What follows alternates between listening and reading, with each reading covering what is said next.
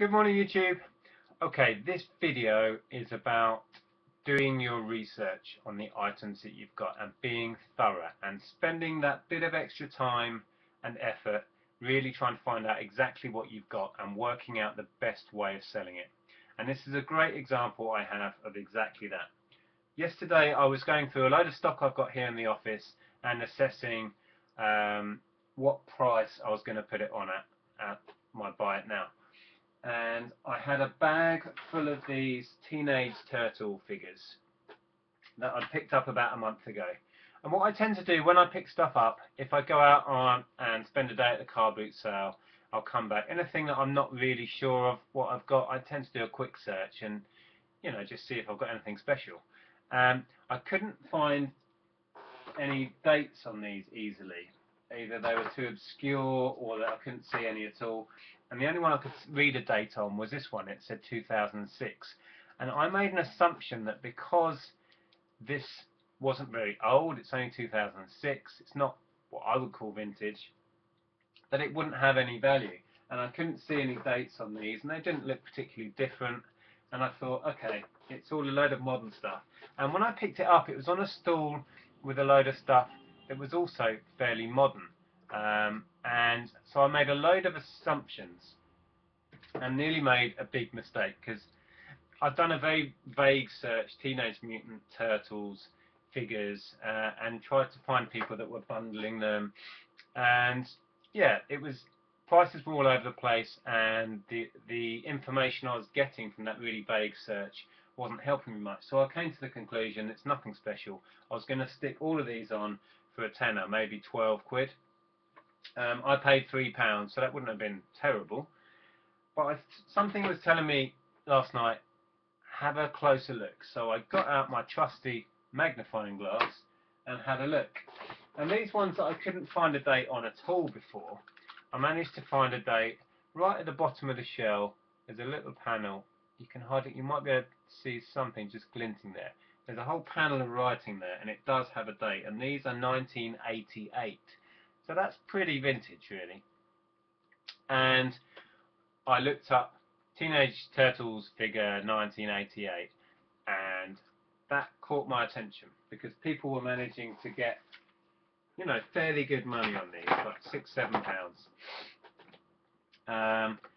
But only one of these has its weapon. That's the other thing I quickly found out. When I started looking into it in a bit more depth, I found that with weapons, these things are worth good money, which I knew anyway. I've been selling Thundercats figures and He-Man figures for years, and the weapons make the money. You can sell the weapons on their own, so I should have known this really. But anyway, so I really looked into these 1988 figures and worked out that actually they're really worth selling. And I'm going to put these three together, one with a weapon, and I should easily get £15. So that's more than I was going to sell the whole lot for on those. So that really caught my attention. I then looked into these ones, and these are 2002 dated, but there's oddly even more money in these.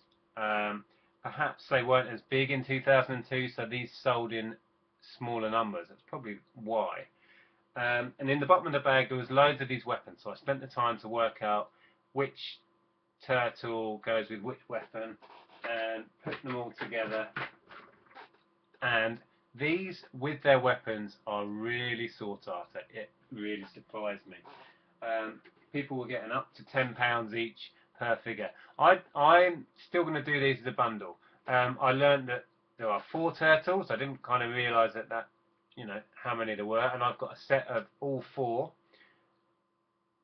And all I'm missing to make this a complete set is his other little dagger thing. But anyway, these, believe it or not, I should easily get £30 for that set of 4. So that's what I'm going to do with those. And then I had 2 more left. This one is a 1992, and I could not find him anywhere. I checked on Google on kind of fan sites and tried to look him up to get a name for him, like a specific figure name or title for him, but couldn't find this one anywhere. And I noticed that these sort of special odd looking editions can go really well. So I'm going to stick him on at £10 and take a chance, and I reckon I'll get it. He's got his little ammo belt thing on, and couldn't find him anywhere on eBay, so I'm going to do him on his own. And then even this fairly recent 2006 one, I found his little weapons and put them together with him, so he's complete. And even him, when you really look into it, I should be able to achieve £5 or £6 for him on his own, even the fairly recent 2006 one.